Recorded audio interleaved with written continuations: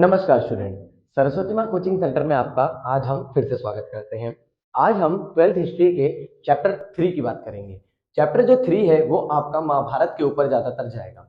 यानी प्राचीन काल में जब लोग रहते थे तो वो कौन कौन से नियमों का पालन करते थे, या फिर महाभारत क्यों हुई, महाभारत के बारे में हमें कुछ पॉइंट्स हमें जानने हैं, और उस समय पर लोग कैसे रह रहे थे, कौन सी नीतियां चला रहे थे, सबके बारे में बात करनी है।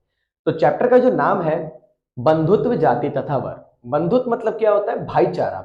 यानी मामा के, मौसी के, चाचा के, ताऊ जी के, इन सबके जो भाई होते हैं ना, मतलब इन सबके जो लड़के बच्चे वगैरह होते हैं वो हमारे भाई कहलाते हैं। ठीक है, कजन मान लो, तो इसे हम बंधुत्व कहते हैं, भाईचारा।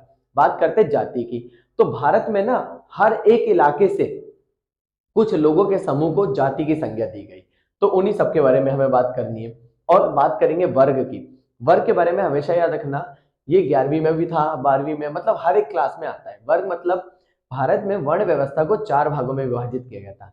ब्राह्मण, जिसकी तुलना किससे की गई? मस्तिष्क से। नंबर 2 क्षत्रिय, जिसकी तुलना किससे की गई? भुजाओं से। नंबर 3 तुलना जिसे हम कहते हैं वैश्य, इसकी तुलना हमने किससे की? जांघों से। और नंबर 4 है शूद्र, इसकी तुलना हमने किससे की? पैरों के तलवों से। तो ये हमारे ब्राह्मणों के जो वर्ग थे उनके द्वारा बनाए गए, इनके बारे में भी हम बात करेंगे। तो ज्यादा देर ना करते हुए चैप्टर की शुरुआत करते हैं। क्वेश्चन नंबर 1 की तरफ चलते हैं। जब एक इतिहासकार इतिहास की रचना करता है तो उसे इतिहास की रचना करते समय किन किन बातों का ध्यान रखना पड़ता है? मतलब इतिहासकार रचना कर रहा है इतिहास की, मतलब लिख रहा है उसे, लेकिन उसे कुछ कुछ चीजों को क्या रखना पड़ेगा? ध्यान रखना पड़ेगा। तो सबसे पहले हम बात करते हैं, जब एक इतिहासकार इतिहास की रचना करता है तो वह इतिहास की रचना करते समय अनेक प्रकार की चीजों का क्या करता है? ध्यान रखता है। जिसमें नंबर 1 है ग्रंथ की भाषा। मतलब जब एक इतिहासकार इतिहास की रचना करेगा तो उसे उस ग्रंथ की भाषा आनी चाहिए। अगर उसे उस ग्रंथ की भाषा नहीं आएगी ना तो वो क्या नहीं कर पाएगा? इतिहास की रचना नहीं कर पाएगा। ये उसके सामने पहली दिक्कत आ सकती है। नंबर 2 विषय वस्तु। अर्थात यहाँ पर यह बताया गया है कि जितने भी इतिहासकार होते हैं वो जब भी इतिहास की रचना करते हैं उन्हें टॉपिक के बारे में जरूर पता होना चाहिए। टॉपिक मतलब विषय वस्तु। ठीक है।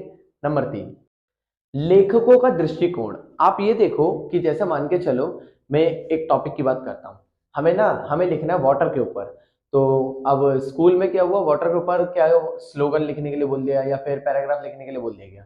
लेकिन ना दो प्रकार के बच्चे हैं, उनको बोला गया आप एक तो नेगेटिव में लिखोगे, आप पॉजिटिव में लिखोगे। तो जो बच्चा पानी से नफरत करता हो या पानी की वैल्यू ना समझता हो, उसके बारे में क्या लिखेगा? बुरा बुरा लिखेगा। लेकिन जिस बच्चे को उसकी वैल्यू पता होगी तो उसके बारे में अच्छा अच्छा लिखेगा। तो हर एक का ना दृष्टिकोण, नजरिया, विजन सबसे मेन होता है। तो इसीलिए जब एक इतिहासकार इतिहास की रचना करता है तो लेखकों का दृष्टिकोण बहुत ज्यादा मायने रखता है, क्योंकि वो क्या सोच रहे हैं, क्या वो इतिहास को उस नजरिए से देख रहे हैं जो हमारे लिए जरूरी है, उसके बारे में बताया गया है। नंबर 4 ग्रंथ का रचना काल। यानी जब एक इतिहासकार इतिहास की रचना करता है तो उसे इस बात का अवश्य ध्यान रखना पड़ेगा कि ग्रंथ कौन से काल में लिखा गया था। क्योंकि अगर वो इसके बारे में थोड़ा बहुत भी उल्टा बता देंगे तो इससे क्या होगा? पूरा इतिहास बदल जाएगा। निष्कर्ष की तरफ चलते हैं। इन सभी तर्कों के माध्यम से हम ये कह सकते हैं कि इतिहास की रचना तो की जाती है, लेकिन कुछ हद तक संभावित स्तर पर इसकी क्या की जाती है? रचना की जाती है। तो ये आपका पहला क्वेश्चन था। ठीक है, चलते हैं नेक्स्ट क्वेश्चन की तरफ। महाभारत का समालोचनात्मक संस्करण किस प्रकार तैयार किया गया? तो आज से अगर मैं 10 साल पहले की बात करूं, जब मैं 12वीं में था, तो हमारे ना फर्स्ट टर्म के एग्जाम में यही आया था क्वेश्चन कि महाभारत का समालोचनात्मक संस्करण किस प्रकार तैयार किया गया। उसके बाद भी कई बार आया है पेपरों में। तो पहले इस क्वेश्चन का ना मतलब समझ लो। महाभारत का समालोचनात्मक संस्करण मतलब महाभारत को इतने लंबे समय तक कैसे लिखा गया या क्यों लिखा गया। इसकी अगर हम बात करें तो सबसे पहले हम बात करेंगे महाभारत के रचयिता कौन है। ठीक है, तो महाभारत के जो मूल रचयिता है वो है भाट सारथी। भाट सारथी कौन होते हैं? जो युद्ध में जाते थे, रथ पे सवार होते थे और रथ चलाने का काम करते थे, इन्हीं को सारथी कहते थे। तो ये जाते थे और हर एक युद्ध का चित्रण देखते थे, मतलब क्या हो रहा है क्या नहीं हो रहा है, क्योंकि युद्ध में इनको मारा नहीं जाता था। बाय चांस कभी कोई गलती से मर गया तो मर गया, लेकिन इनको मारा नहीं जाता था। जब ये वापस बच के आते थे, गांव वालों को क्या करते थे? डेली कहानियां सुनाते थे, आज ये हुआ, आज हमने राजा को बचाया, आज हमने ये देखा वो देखा।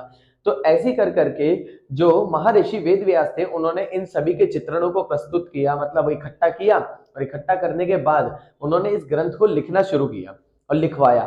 तो उन्होंने ये देखा कि उनको ये ग्रंथ लिखवाना था, तो उन्होंने जो महर्षि वेद व्यास थे उन्होंने क्या किया, गणेश जी से क्या किया, इसकी रचना करवाई।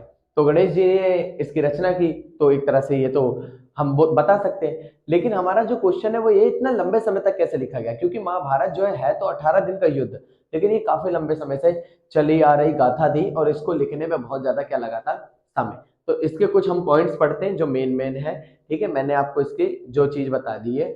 अब देखो, आज के टाइम में अगर देखा जाए तो एक व्यक्ति थे जिनका नाम था वी.एस. सुक्थांकर, जिन्होंने इसे दोबारा से रचित किया सन 1919 में, और इसे दोबारा से लिखने में पूरे कितने साल लगे थे, 47 वर्ष। ठीक है, चलो सबसे पहला पॉइंट है जिसे हम कहते हैं पांडुलिपि एकत्रित करना। भारत के हर एक हिस्से से पांडुलिपि इकट्ठा की गई, चाहे वो कर्नाटक हो, चाहे तमिलनाडु हो, चाहे केरला हो, चाहे कश्मीर हो, मतलब जहां जहां पर हमें इसके कुछ न कुछ अवशेष मिले वो पांडुलिपि हमने क्या की, इकट्ठा की। पॉइंट नंबर 2, श्लोकों का चयन। महाभारत की शुरुआत में जब इसकी रचना होनी शुरू हुई थी तो शुरू में 10,000 श्लोक थे, फिर 40,000 हो गए, फिर इन श्लोकों की संख्या 1 लाख से भी अधिक हो गई। लेकिन हमने इनके केवल उन श्लोकों को चुना है जो हमारे लिए बहुत ज्यादा क्या है, जरूरी, और जो रिपीटेड थे उन श्लोकों को हमने चुनकर किस में लिख दिया, महाभारत में। नंबर 3 की तरफ चलते हैं। महाभारत का प्रकाशन। महाभारत का प्रकाशन 13,000 पेजेस में किया गया था। मतलब जब महाभारत को लिखा गया था तो 13,000 पेजेस में इसको पूरी तरीके से लिखा गया था। ठीक है, चौथा पॉइंट आप बना सकते हो, वी.एस. सुक्थांकर। सन 1919 में वी.एस. सुक्थांकर ने इस महाभारत की परियोजना को दोबारा से शुरू किया और 47 वर्षों के कह सकते हैं अंदर उन्होंने एक महाभारत की दोबारा से क्या की, रचना की। ठीक है, इसके बारे में बताया गया। निष्कर्ष क्या बताओगे, निष्कर्ष आप बताओगे कि महाभारत की जो रचना थी उसमें भाट सारथियों का सबसे बड़ा योगदान था। उसके साथ साथ अगर देखा जाए महर्षि वेद व्यास हो गए, गणेश जी हो गए, या वी.एस. सुक्थांकर हो गए, अगर ये व्यक्ति नहीं होते तो हमारे महाभारत को कोई भी दोबारा से रचित नहीं कर पाता। ये क्वेश्चन आपका खत्म हो गया। चलते हैं नेक्स्ट क्वेश्चन की तरफ। अगला जो क्वेश्चन है हमारा वो है, ब्राह्मणी ग्रंथों के अनुसार वर्ण व्यवस्था का उल्लेख कीजिए और किस प्रकार इनके लिए नियम बनाए गए थे। तो गंगा घाटी के किनारे बहुत सारे ब्राह्मणों ने मिलकर हिंदू धर्म की वेदों की रचना की, जिसमें ऋग्वेद हो गया, सामवेद हो गया, यजुर्वेद हो गया, अथर्ववेद हो गया। ऋग्वेद के अंतर्गत उसका एक भाग था जिसे कहते हैं मनुस्मृति। मनुस्मृति मनु नाम के व्यक्ति द्वारा रचित की गई स्मृति थी, जिसमें हमें वर्ण व्यवस्था, वर्ग व्यवस्था या वर्ग विभाजन का उल्लेख मिलता है। इसमें हम एक एक करके इनके सारे पॉइंट्स क्या करेंगे, पढ़ेंगे। नंबर 1, ब्राह्मण। ब्राह्मणों ने स्वयं को नंबर 1 पर रखा। इनका कार्य क्या था, वेदों की रचना करना, शिक्षा देना, शिक्षा लेना, दान दक्षिणा लेना, ठीक है, पूजा पाठ कराना और तलाक करवाना, ये सारे कार्य किसके हैं, ब्राह्मणों के हैं। नंबर 2, क्षत्रिय वर्ग। ब्राह्मणों ने इन्हें दूसरे वर्ग में रखा और इसके अंतर्गत अगर हम देखें तो हम क्या देखेंगे, इनका पहला कार्य प्रजा की रक्षा करना, जनता से कर वसूलना, न्याय करना, यज्ञ करवाना, ठीक है, और ज्ञान प्राप्त करना, ये सारी जिम्मेदारी किसकी होती थी, क्षत्रिय वर्ग की। तीसरे वर्ग की बात करते हैं जिसे कहते हैं वैश्य वर्ग। तो वैश्य वर्ग की जो रिस्पॉन्सिबिलिटी थी वो ये थी कि उसे 3 कार्य करने होते थे, पशुपालन, खेती, व्यापार। इन तीनों कार्यों को करने के बाद व्यापारी क्या करता था, अपनी भूमिका निभाता था। नंबर 4 है शूद्र वर्ग। ऊपर के तीनों वर्गों की सेवा करने की जिम्मेदारी किसको दी गई थी, शूद्र वर्ग को दी गई थी।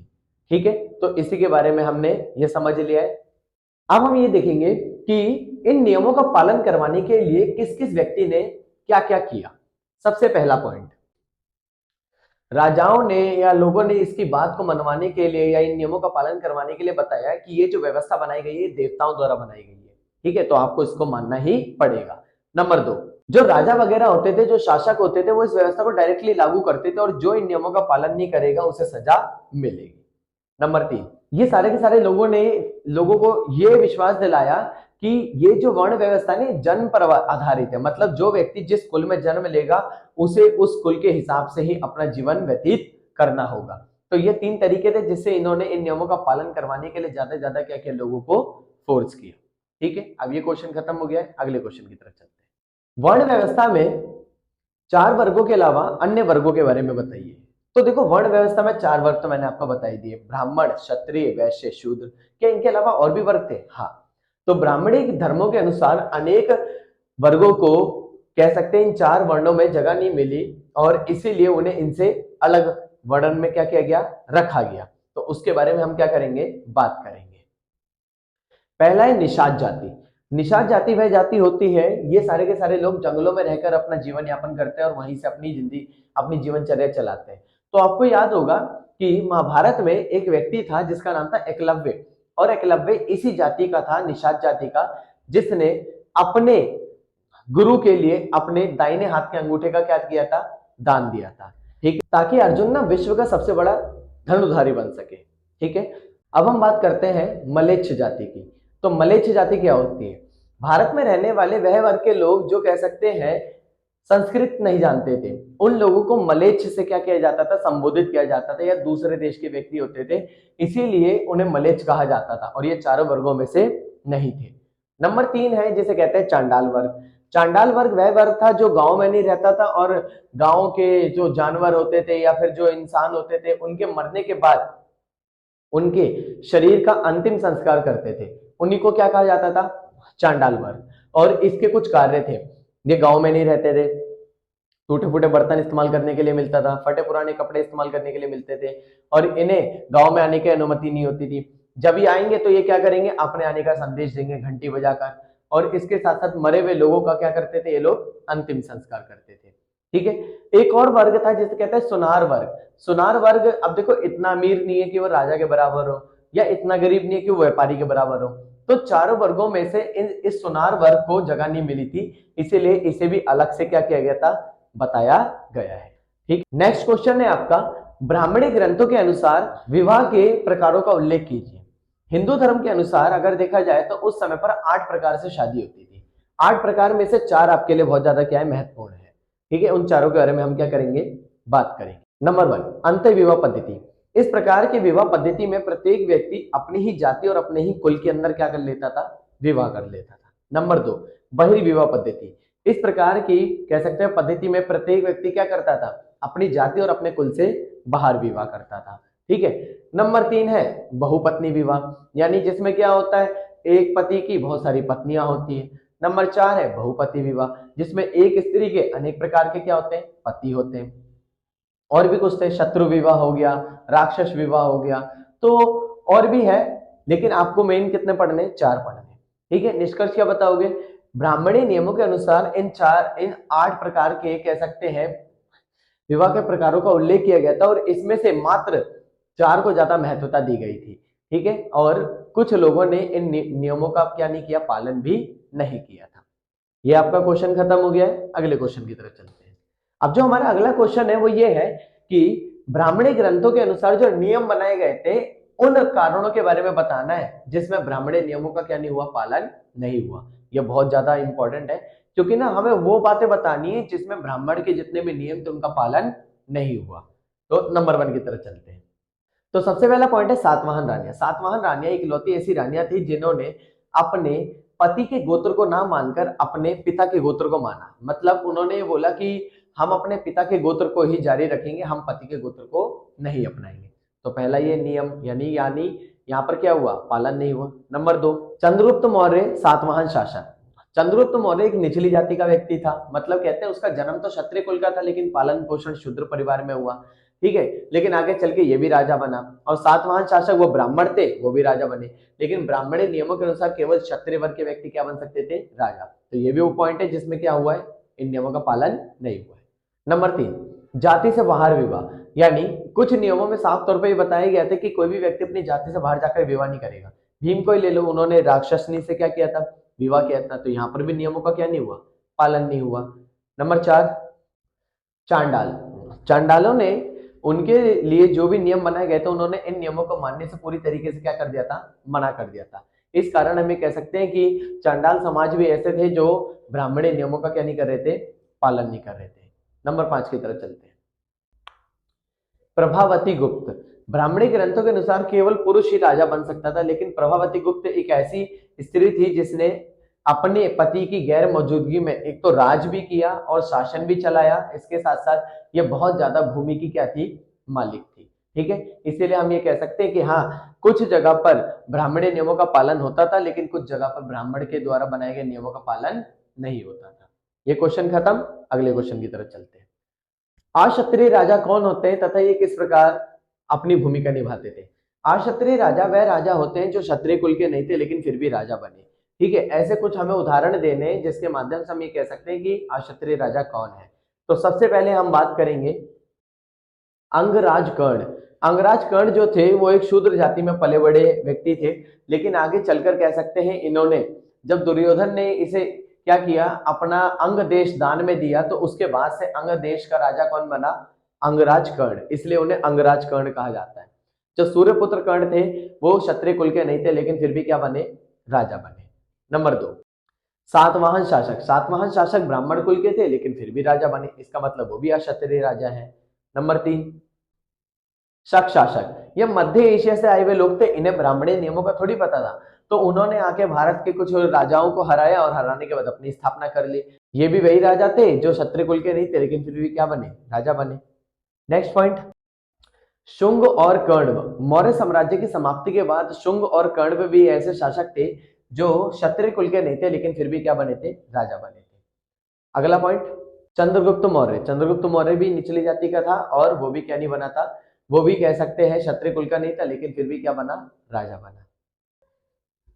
ये क्वेश्चन आपका खत्म हो गया। अगले क्वेश्चन की तरफ चलते हैं। पितृवांशिकता का क्या अर्थ है? पितृवांशिकता का अर्थ होता है पिता की मृत्यु के पश्चात अथवा पिता के पश्चात उनकी सारी की सारी जिम्मेदारी और सारी की सारी संपत्ति पर सभी पुत्रों का समान अधिकार होता था, लेकिन घर के जो बड़े बेटे होते थे ना उनका सबसे ज्यादा होता था। इसी को पितृवांशिकता कहते हैं। मतलब सबको बराबर बराबर मिलेगा लेकिन जो सबसे बड़ा है उसको क्या मिलेगा? सबसे ज्यादा अधिकार मिलेगा। अगला ही क्वेश्चन इसी से रिलेटेड है, पितृवांशिकता की विभिन्नताओं का उल्लेख कीजिए। कि मतलब पिता के बाद अगर देखा जाए तो ये संपत्ति, ये सारी चीजें किसके पास आती थी उसके बारे में बात करनी है। सबसे पहला, अगर किसी पिता का कोई पुत्र नहीं है तो उसका छोटा भाई उसकी संपत्ति का क्या होता था?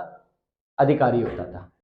नंबर 2, कभी कभी जो सगे संबंधी व्यक्ति होते थे ना, ये क्या कर लेते थे? ये पूरे के पूरे इलाके पर अपना राज कर लेते थे और उनके इलाके पे भी कब्जा कर रहे और उनकी संपत्ति भी क्या कर लेते थे? हथिया लेते थे। नंबर 3, कुछ विशिष्ट परिस्थितियों में महिला भी संपत्ति का उपभोग कर सकती थी, जैसे प्रभावती गुप्त, जिसने क्या किया था? अपनी पति की गैर मौजूदगी में क्या किया था? शासन किया था। ये क्वेश्चन भी आपका खत्म हो गया है। अगले क्वेश्चन की तरफ चलते हैं। तो जो आपका अगला प्रश्न है वो ये है कि श्रेणी शब्द से आप क्या समझते हैं? देखो, श्रेणी का मतलब क्या होता है? कैटेगरी। तो प्राचीन काल में जो लोग थे वो अनेक प्रकार के कार्य करते थे, जैसे कोई घड़े बनाने वाला है, कोई लोहार का काम करने वाला है, कोई लकड़ी का काम करने वाला है। तो ऐसे ही इन्होंने उन सभी वर्गों को श्रेणी नाम दिया, यानी हर वह वर्ग जो कच्चे माल को पक्के माल में परिवर्तित करने का काम करते थे उसे श्रेणी कहा जाता था। ये आपका छोटा सा क्वेश्चन है, ठीक है। यानी ये हर वह वर्ग है जो क्या कर सकता है? किसी भी कच्चे माल को पक्के माल में परिवर्तित करने का काम करते थे। अब वो बढ़ई भी हो सकते हैं, कुम्हार भी हो सकते हैं, लोहार भी हो सकते हैं, कोई भी हो सकता है। अगले क्वेश्चन की तरफ चलते हैं। महाभारत काल में पुरुष और स्त्री के विभिन्न संपत्ति के अधिकारों का उल्लेख कीजिए। यानी जो महाभारत काल था उसमें पुरुष किस प्रकार अपना धन अर्जित करते थे और महिलाएं किस प्रकार अपना धन अर्जित करती थी। तो सबसे पहले हम बात करते हैं, महाभारत काल में पुरुषों के लिए अलग 7 तरीके बताए गए थे और महिलाओं के लिए अलग 6 तरीके बताए गए थे। इनके बारे में बात करेंगे। तो मैं आपको पॉइंट बताऊंगा, उसको एक्सप्लेन भी करना होगा, ठीक है। सिर्फ एक एक लाइन के पॉइंट मत लिखना। सबसे पहला हम बात करते हैं पिता से विरासत के रूप में। जब कोई व्यक्ति अपने पिता से विरासत के रूप में कोई भी संपत्ति लेता है तो उसके पास उस संपत्ति का पूर्ण अधिकार होता है। ऐसे एक्सप्लेन करना है। नंबर 1 था। नंबर 2, खोज द्वारा धन अर्जित करना। यानी अगर मैं रिसर्च करूं, खोज करूं, मुझे कहीं पर भी कोई भी धन मिलेगा, उस पर किसका अधिकार? मेरा। तो आप ये बताओगे खोज द्वारा धन अर्जित करना। कोई भी व्यक्ति जिसे किसी भी खोज के दौरान कोई भी धन मिलता था उस पर उसका संपूर्ण अधिकार होता था। नंबर 3, विजित द्वारा धन प्राप्त करना। ये सारे के सारे व्यक्ति अन्य लोगों पर आक्रमण करते थे और उनसे कह सकते हैं कि उनकी जितनी भी संपत्ति होती थी उन्हें जीत लेते थे, तो भी धन अर्जित हो रहा है। नंबर 4, खरीद द्वारा धन अर्जित करना। ये व्यक्ति जितने भी थे ये सारे के सारे खरीद द्वारा, मतलब जितनी जमीनें खरीद ली, जितने राज्य खरीद लिए, उन पे भी इनका अधिकार है, तो एक तरह से ये भी धन अर्जित कर रहे हैं। नंबर 5, निवेश द्वारा धन अर्जित करना। ये किसी प्रकार के व्यापार में पैसा लगाते थे, उससे जो प्रॉफिट होता था तो उससे भी ये लोग धन अर्जित कर रहे हैं। नंबर 6 की तरफ चलते हैं। कार्य करके धन अर्जित करना। यह किसी भी प्रकार का कार्य करते थे तो उससे उन्हें जो भी धन मिलता था उस पर इनका अधिकार होता था। नंबर 7 की तरफ चलते हैं। सज्जनों द्वारा मिली गई भेंट। मतलब जो भी इनके भाई बंधु सगे संबंधी कोई भी होते थे ये इन्हें भेंट देते थे तो उससे भी ये लोग धन अर्जित करने थे। अब ये आपका पुरुषों का धन अर्जित करने का तरीका था। महिलाओं के अलग 6, उसके बारे में बात करते हैं। तो प्राचीन काल में महिलाओं के पास धन अर्जित करने के 6 तरीके बताए गए, लेकिन फिर भी कुछ ऐसी स्त्रियां थी जिनके पास बिल्कुल भी अधिकार नहीं थे, तो उनके बारे में बात करते हैं। नंबर 1, विवाह अग्नि के समक्ष प्राप्त धन, मतलब कि जब विवाह उनका हो रहा होता था उस समय पर उन्हें जो कुछ भी मिलता था उस पर किसका अधिकार? स्त्री का अधिकार होता था। नंबर 2, वधु गमन के समक्ष मिली भेंट, यानी जब स्त्री की विदाई होती थी और विदाई के समय पर उसे जो कुछ भी मिलता था उसके ऊपर किसका अधिकार था? स्त्री का अधिकार था। नंबर 3, स्नेह के प्रतीक के रूप में अगर आपको कोई प्रेम स्वरूप कुछ भी दे देता है तो उस पर किसका अधिकार? उसी का अधिकार होता था। नंबर 4, माता पिता और भाई बहनों द्वारा मिली भेंट, मतलब माता पिता भाई बहन जो भी प्रेम स्वरूप उसे दे रहे हैं उस पर किसका अधिकार? स्त्री का अधिकार था। नंबर 5, परिवर्ती काल में मिली भेंट पर स्त्री का अधिकार होता था, मतलब भविष्य में जो कुछ भी उसे मिलेगा उस पर किसका अधिकार होगा? उसी का। ठीक है। नंबर 6, अनुरागी पति से मिली भेंट, मतलब कि जो उसके पति से उसे जो कुछ भी मिलता था उस पर किसका अधिकार होता था? स्त्री का अधिकार होता था। तो ये पूरा आपका 8 नंबर का क्वेश्चन आता है, तो इसको ध्यान से करना। 7 पॉइंट किसके? पुरुष के, और 6 पॉइंट किसके? महिला के। ठीक है। तो निष्कर्ष क्या बताओगे कि ये वह तरीके थे जिनके माध्यम से हम कह सकते हैं कि प्राचीन काल में स्त्री और पुरुष अपना धन अर्जित करते थे। अब नेक्स्ट क्वेश्चन की तरफ चलते हैं। अगला क्वेश्चन आपका है कि ब्राह्मणी ग्रंथों के अनुसार बाकी और जो कह सकते हैं वर्ग थे वो किस प्रकार धन अर्जित करते थे? नंबर 1 है ब्राह्मण। तो ब्राह्मण किस प्रकार धन अर्जित करते थे? हवन करके, पूजा पाठ करके, दान लेकर ये अपना धन अर्जित करते थे। नंबर 2 क्षत्रिय, ठीक है, कर प्राप्त करके, दूसरे राज्यों पे जीत प्राप्त करके ये क्या करते थे? अपना धन अर्जित करते थे। नंबर 3 वैश्य, कृषि करके, पशुपालन करके, व्यापार करके। शूद्र, ऊपर के तीनों की वर्गों की क्या करेंगे? सेवा करेंगे, तो धन इन्हें मिल जाएगा। तो ये बहुत आसान क्वेश्चन था, ज्यादा मुश्किल नहीं है। ठीक है। अब अगले क्वेश्चन की तरफ चलते हैं। अगला जो क्वेश्चन है, दानात्मक अभिलेख क्या होते हैं? दानात्मक अभिलेख वह अभिलेख होते हैं जिसमें किसी भी व्यक्ति द्वारा दिए गए दान का विवरण मिलता है कि ये दान उसने किस प्रकार दिया, किस व्यक्ति ने किस मंशा से दिया है, या फिर उस दान के पीछे क्या कारण है, तो उसके बारे में भी इसमें क्या किया गया है? बताया गया है। अब इस चैप्टर का सबसे आखिरी क्वेश्चन है, वो है महाभारत की भाषा और विषय वस्तु पर प्रकाश डालिए। तो महाभारत को लिखने में बहुत सारे लोगों ने अपना योगदान दिया था, हमने पहले क्वेश्चन में पढ़ा था। अब हम बात करते हैं कि भाषा और इसके विषय वस्तु के बारे में। ठीक है। तो महाभारत को मुख्यतः 2 भागों में बांटा गया है। पहला है आख्यान। आख्यान में कहानियों का संग्रह होता था, मतलब जैसे भीम हिडिंबा की कहानी, गुरु द्रोण एकलव्य की कहानी, तो ये कहानियों का संग्रह होता था। और दूसरा है जिसे हम कहते हैं उपदेशात्मक, मतलब इसमें हमें किसी भी व्यक्ति के द्वारा दिए गए उपदेश का पता चलता है, यानी जिससे हमें कुछ ना कुछ सीख मिल रही है। तो ये उसमें बताया गया था उपदेशात्मक में। ठीक है, जिसमें हमें कुछ सीखने को मिलता था। ये आपका चैप्टर खत्म हो चुका है। ठीक है। अगर आपको वीडियो अच्छी लगी हो तो चैनल को सब्सक्राइब करें, वीडियो को लाइक करें और ज्यादा से ज्यादा अपने दोस्तों तक क्या करें? शेयर करें, ताकि वो भी इन वीडियो के माध्यम से क्या कर सके? अपने एग्जाम की तैयारी कर सके। Thank you. मिलते हैं नेक्स्ट चैप्टर में।